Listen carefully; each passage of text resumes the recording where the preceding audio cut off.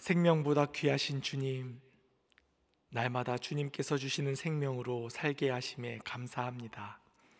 오늘도 주신 생명 다하여 주님만 사랑하게 하시고 이 생명 다하도록 주님의 은혜를 찬송하고 전파하며 살게 하옵소서. 대림절 첫 번째 주일을 보내며 우리에게 찾아오실 구주 예수님을 간절히 기다립니다. 어두움으로 가득한 세상, 죄악 가운데 죽을 수밖에 없는 인생들을 불쌍히 여기셔서 독생자 예수 그리스도를 이 땅에 보내주신 하나님의 사랑을 깊이 생각하며 감사하는 절기가 되길 원합니다. 어둠이 짙고 슬픔이 깊은 절망의 자리마다 복음의 빛이 저 바닥까지 환히 비추이게 하시고 사망의 그늘과 애통의 눈물이 깨끗이 사라지는 은혜가 있는 대림의 절기 되게 하옵소서. 세상의 모든 인류가 간절한 마음으로 주님을 기다리며 더욱 주님께 가까이 나아가게 하옵소서.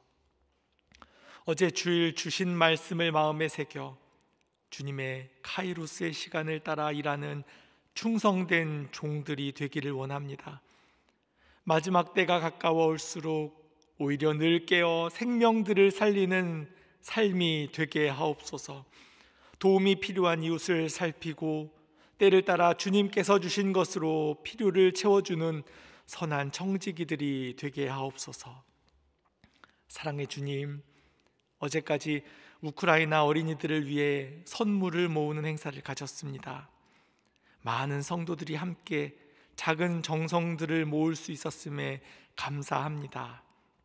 작은 상자, 그 안에는 가장 크신 주님의 사랑이 가득 담겨진 줄로 믿습니다. 사랑과 소망과 위로의 이 상자가 잘 전달되게 도와주옵소서.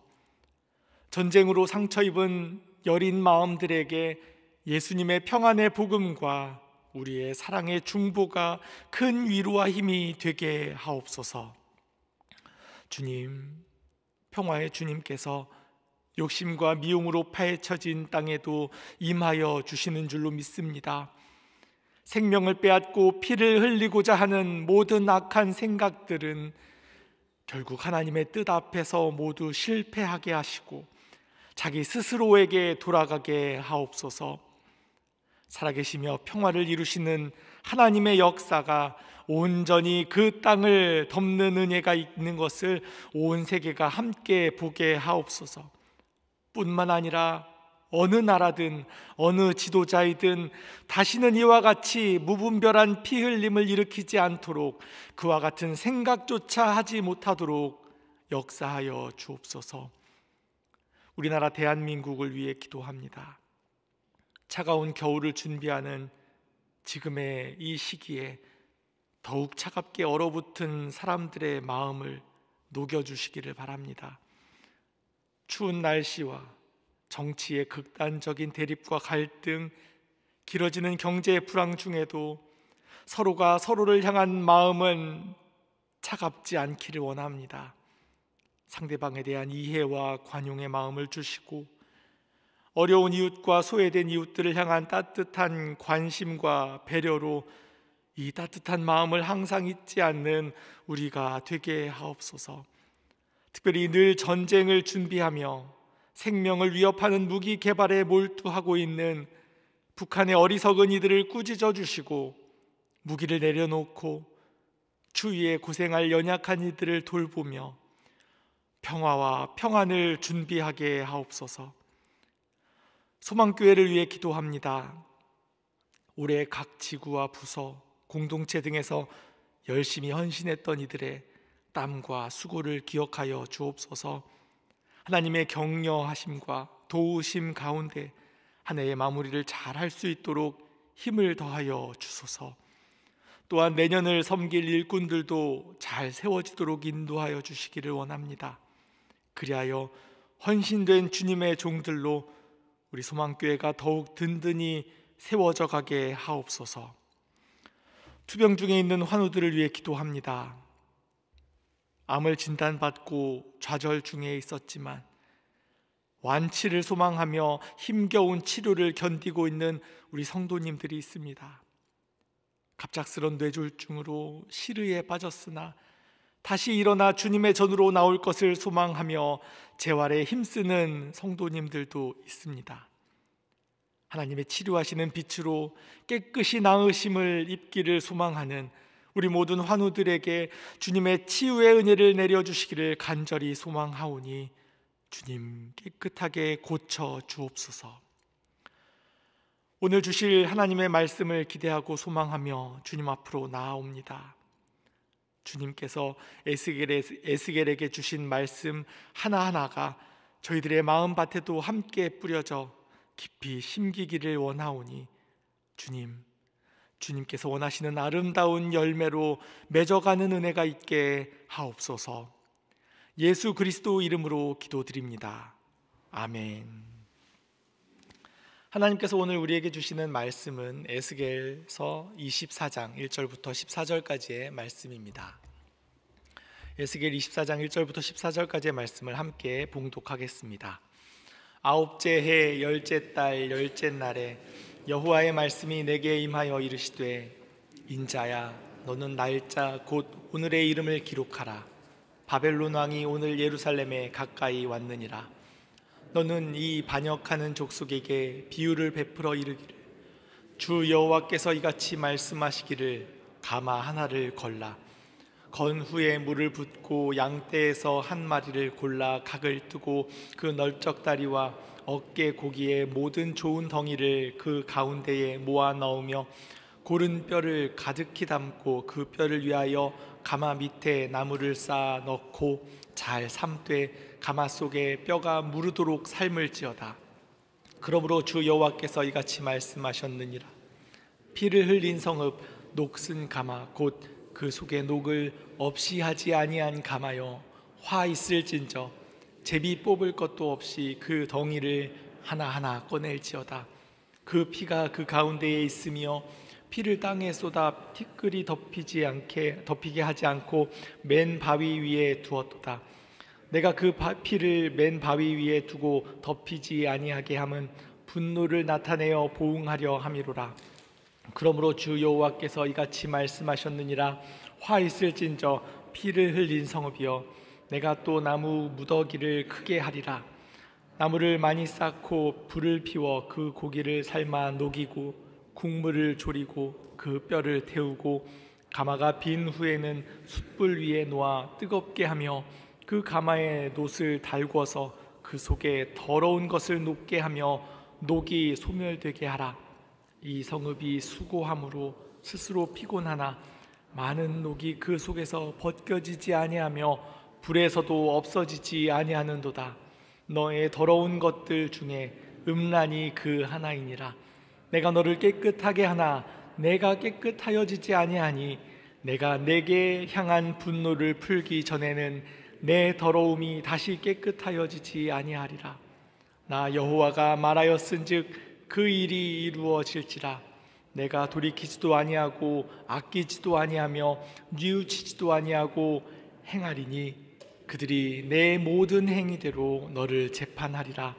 주 여호와의 말씀이니라. 아멘. 오늘 말씀을 들어가면서 먼저 살펴볼 것은 언급되고 있는 시간입니다. 에스겔이 하나님의 말씀을 받는 때가 아홉째 해 열째 달 열째 날이라고 기록되고 있습니다. 에스겔서에서는 이와 같이 날짜들이 언급되는 부분들이 있습니다. 하나님의 말씀을 받는 시간대들입니다.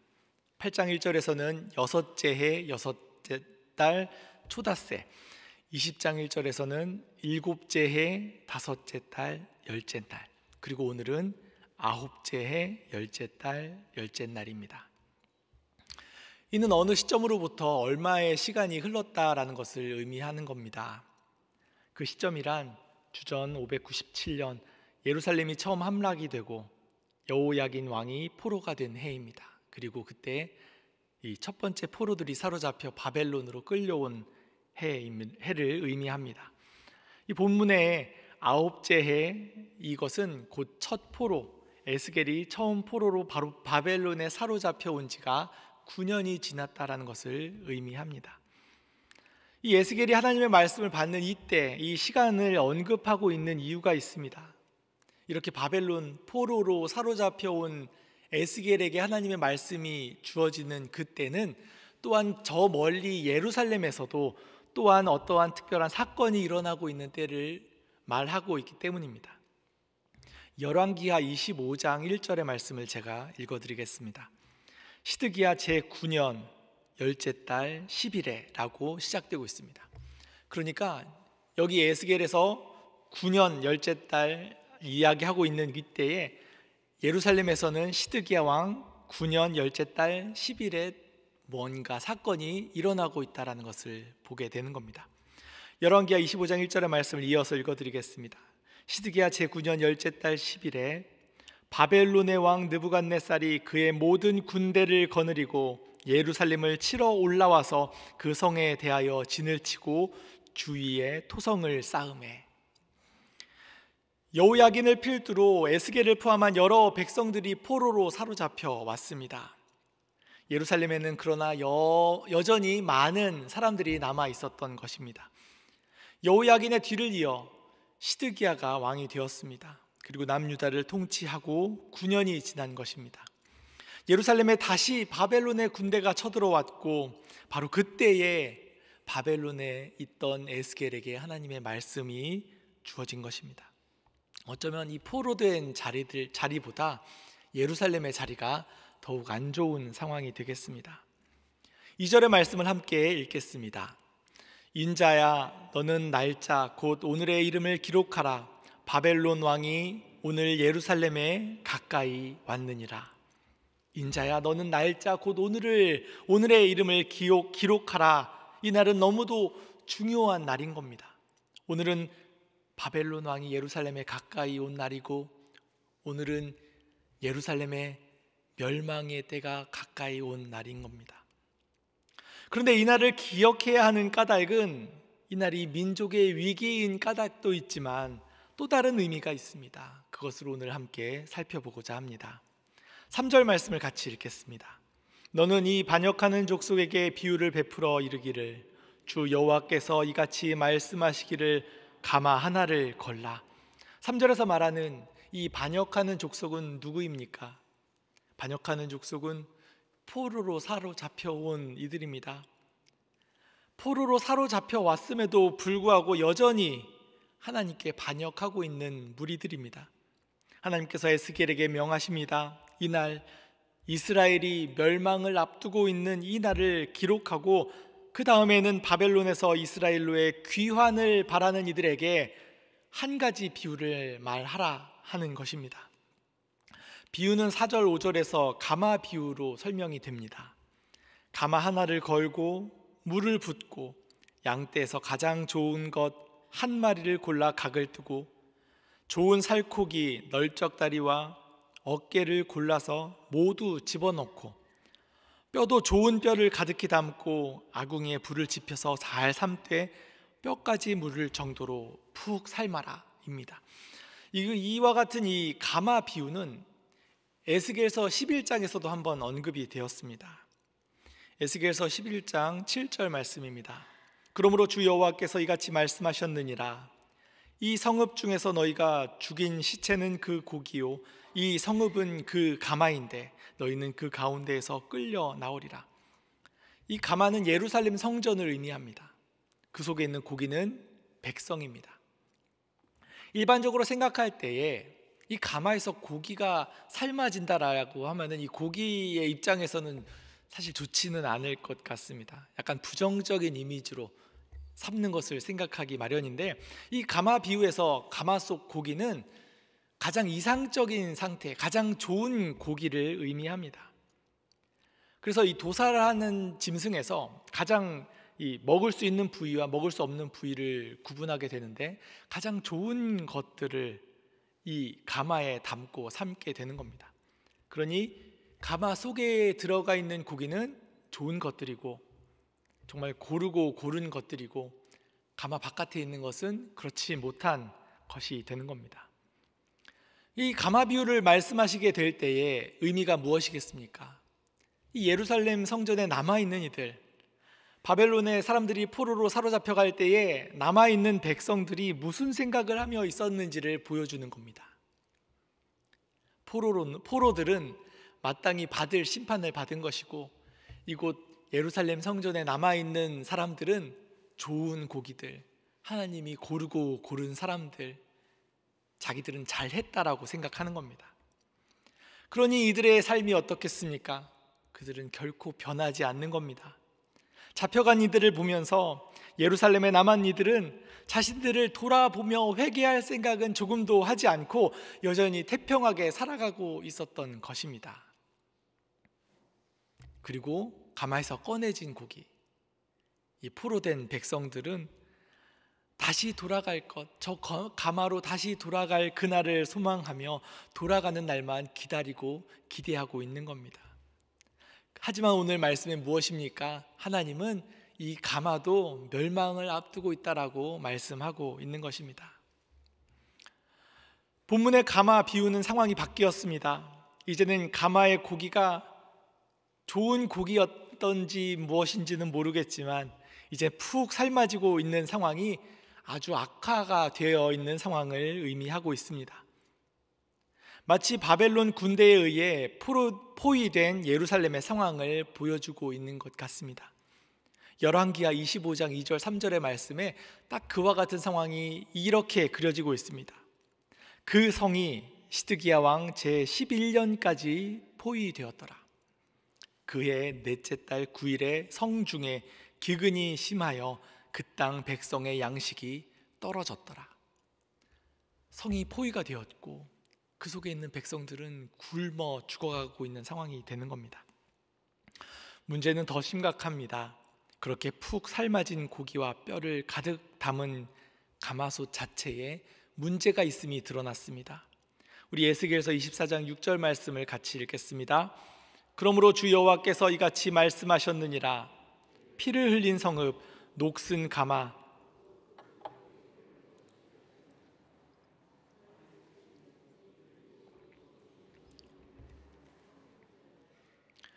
녹이 슬어있던 가마였습니다. 예루살렘은 녹슨 가마였고 쓸 수 없는 가마였던 것입니다. 피를 흘린 성읍이었습니다. 예루살렘에서는 사회적인 약자들, 고아와 과부, 또한 노인과 나그네에 대한 차별과 학대가 있었던 성읍입니다. 이 녹슨 가마에서 조리된 음식은 아무리 잘 삶고 맛있게 조리를 하였다 하더라도 결국 먹을 수 없는 것입니다. 그래서 그 덩이를 꺼낼 때는 먹기 위해서 꺼내는 것이 아니라 버리기 위해서 꺼냅니다. 그것도 하나도 남김없이 모조리 꺼내어 버립니다. 자기들은 살아남았다고 좋아했던 그 예루살렘 성읍입니다. 그런데 그 백성들은 이제 처참한 멸망과 포로를 경험하게 될 것입니다. 그것이 바로 이 녹슨 가마의 비유가 주는 의미입니다. 녹이 슬었다, 이 말은 병들었다라는 단어로부터 유래하였습니다. 그러니까 녹슨 가마, 이것은 병든 가마, 병든 예루살렘을 의미합니다. 바벨론 포로들이 그렇게 돌아가고 싶어하는 성읍은 온전한 성읍이 아니라 병든 성읍이었습니다. 병든 성읍에 거하는 백성들도 당연히 모두 병이 들었고 거기서 자행된 모든 일들도 하나하나 다 같이 심각한 질병이었던 것입니다. 우리 7절 말씀을 같이 읽겠습니다. 그 피가 그 가운데에 있으며 피를 땅에 쏟아 티끌이 덮이게 하지 않고 맨 바위 위에 두었도다. 7절에 그들이 흘린 피에 대한 언급이 나옵니다. 창세기에서 처음 피 흘림에 대한 내용이 나옵니다. 이 가인이 아벨의 피를 흘린 내용에 대해서 하나님이 이렇게 말씀하십니다. 창세기 4장 10절입니다. 이르시되 내가 무엇을 하였느냐? 내 아우의 핏소리가 땅에서부터 내게 호소하느니라. 땅은 그 흘린 피를 다 기억하고 있습니다. 7절과 8절에서 그 흘린 피가 흙으로 덮이지 않도록 맨 바위 위에 두었다라는 언급이 나오는데 그것은 그 피를 흘린 것을 흙으로 덮어서 속이지 못하도록 하기 위해서 바위 위에 두었다라는 의미가 됩니다. 하나님은 무고하게 흘린 피를 모두 기억하시고 그 피의 값을 반드시 물으십니다. 우리 9절부터 11절까지의 말씀을 함께 읽겠습니다. 그러므로 주 여호와께서 이같이 말씀하셨느니라. 화 있을진저 피를 흘린 성읍이여, 내가 또 나무 무더기를 크게 하리라. 나무를 많이 쌓고 불을 피워 그 고기를 삶아 녹이고 국물을 졸이고 그 뼈를 태우고 가마가 빈 후에는 숯불 위에 놓아 뜨겁게 하며 그 가마에 놋을 달궈서 그 속에 더러운 것을 녹게 하며 녹이 소멸되게 하라. 하나님은 피 흘린 성읍, 이 녹슨 가마솥을 더욱 뜨겁게 불로 태우십니다. 그래서 나무 무더기를 많이 쌓고 불길을 활활 타오르게 하여 고기를 녹이는데 심지어는 무르도록 삶고 뼈가 아예 까맣게 타도록 삶아버리십니다. 그 의미가 무엇입니까? 이 가마솥의 녹, 그 피 흘린 죄를 모두 벌하실 뿐만 아니라 거기서 그치는 게 아니라 깨끗하게 하고자 하신다라는 말씀입니다. 뜨거운 불로 쇠에 붙은 더러운 것을 하나도 남김없이 모두 태워버리려고 하나님께서 불길을 더하시는 것이었습니다. 그런데 안타깝게도 어떠했습니까? 그래도 깨끗해지지 않았습니다. 12절 말씀을 같이 읽겠습니다. 이 성읍이 수고함으로 스스로 피곤하나 많은 녹이 그 속에서 벗겨지지 아니하며 불에서도 없어지지 아니하는도다. 스스로 피곤하나, 이 성읍은 그 뜨거운 불을 견디면서도 어떻게 그렇게 잘 견디는지, 견딜 줄만 알지 깨끗해질 줄은 몰랐습니다. 이유는 바로 음란 때문이었습니다. 하나님이 내리신 그 불은 깨끗하라고 내리신 불인데 그 가운데 그들은 하나님을 붙잡는 대신 우상 숭배를 끝까지 붙잡은 것입니다. 13절 말씀을 함께 읽겠습니다. 너의 더러운 것들 중에 음란이 그 하나이니라. 내가 너를 깨끗하게 하나 내가 깨끗하여지지 아니하니 내가 내게 향한 분노를 풀기 전에는 내 더러움이 다시 깨끗하여지지 아니하리라. 하나님의 진노는 행악에 대한 심판이었지만 동시에 깨끗하게 하고자 내리시는 은혜였습니다. 하지만 그 고집과 교만이 어떠했습니까? 그렇게 뜨거운 진노를 참고 견디면서도 끝까지 악을 내려놓지 않았습니다. 바벨론에 둘러싸여 멸망을 앞두고 있는 이 예루살렘을 향한 말씀이 14절 말씀입니다. 함께 읽겠습니다. 나 여호와가 말하였은즉 그 일이 이루어질지라. 내가 돌이키지도 아니하고 아끼지도 아니하며 뉘우치지도 아니하고 행하리니 그들이 내 모든 행위대로 너를 재판하리라. 주 여호와의 말씀이니라. 이렇게 우리는 녹슨 가마솥 비유를 함께 살펴보았습니다. 이제는 그 녹슨 가마솥 비유를 보며 하나님 앞에 죄를 범하고 피 흘린 죄를 범하고 끝까지 돌이키지 않았던 이스라엘을 보았는데 이제는 우리를 살펴볼 시간입니다. 세 가지를 함께 나눠보도록 하겠습니다. 먼저 첫 번째는 무고한 피를 흘린 죄는 반드시 값을 치른다라는 것을 함께 기억했으면 좋겠습니다. 하나님은 포로로 사로잡혀 온 이들이나 남은 너희나 똑같이 악하다 하고 말씀하십니다. 하나님은 이 성읍에서 이루어졌던 모든 악한 일들을 다 기억하고 계셨습니다. 하나님은 그 피 흘림이 덮이지 않도록 바위 위에 흔적이 남겨두게 하여 주셨고 항상 그 피 흘린 자리를 하나님은 지켜보시며 기억하시며 반드시 보응하신다라는 것입니다. 우리는 어쩌면 나는 괜찮다 하는 사람일지도 모르겠습니다. 나는 의롭고 나는 안전하다 하는 그러한 남겨진 사람들과 같은 마음일 수도 모르겠습니다. 큰 어려움을 당한 사람들을 바라보면서 나는 괜찮아서 다행이다 하며 안도감에 한숨을 쉬고 있다면 이것은 큰 착각입니다. 무고한 피가 흐르는 것을 보고서도 뒤로 덮어버리고 잊어버리거나 모른 채 하고 있었어도 하나님은 그 모든 것을 바위 위에 새겨두시며 기억하고 계심을 함께 생각하시기 바랍니다. 피 흘림은 약자들을 함부로 대하며 그들의 마음에 상처를 주고 그들을 차별하며 아프게 한 모든 행위를 포함합니다. 피 흘림은 거짓 혀와 찌르는 말로 마음에 피를 흘리게 한 것이고, 피 흘림은 불의한 일에 가담하고 동조한 것이며, 약자를 돌아보지 않고 자비를 베풀지 아니한 일을 의미합니다. 하나님은 우리가 쏟아놓은 모든 악행을 보시고 분노하시며 보응하실 것입니다. 특별히 어제 주일 말씀을 함께 생각하시면서 대림절을 보내는 가운데 주님 오시는 종말의 때를 기다리며 항상 이웃들을 돌아보아 살피고 돕는 일을 소홀히 하지 않는 우리 모두가 되기를 바랍니다. 두 번째는 이 값을 치르는 것은 깨끗하게 하는 일이다라는 것입니다. 결국 먼저 잡혀간 이들을 보면서 안도감에 있으면서 여전히 불의를 행하고도 모른 채 하던 이들은 결국 심판을 맞이하게 되었습니다. 안도감 가운데 있던 가마솥으로부터 하나도 빠짐없이 꺼내어졌습니다. 그래도 남은 이들이 있다면 그들은 맹렬히 타는 불 앞에 녹아졌습니다. 여기서 우리가 함께 보는 것은 하나님은 맹렬히 불타오르는 그 심판을 하면서도 동시에 가마솥을 깨끗하게 하셨다라는 겁니다. 그 더러움을 모두 벗겨내시고 그 병을 고치셔서 다시 쓰고자 하시는 것입니다. 하나님이 우리를 심판하실 때, 때로는 우리가 어려움을 당하고 벌을 받을 때에는 반드시 이것을 기억했으면 좋겠습니다. 하나님이 나를 깨끗하게 하고자 하시는구나. 그리고 세 번째는 어리석은 사람은 값을 치르면서도 악을 남겨놓는다라는 것입니다. 그 녹슨 가마는 어떻게 되었습니까? 맹렬히 타는 불 앞에서도 결코 깨끗해지지 않았습니다. 마치 이집트 왕의 그 완악함을 보는 것 같습니다. 매를 맞으면서도 끝까지 돌이키지 않는 아들의 모습을 보는 것 같습니다. 하나님께서 악을 돌이킬 수 있는 기회를 주시며 매를 드셨음에도 불구하고 어쩌면 그렇게 잘못했다 하지 않고 끝까지 고집을 부리며 매를 견디고 있는지, 그것이 하나님이 원하시는 것이겠습니까?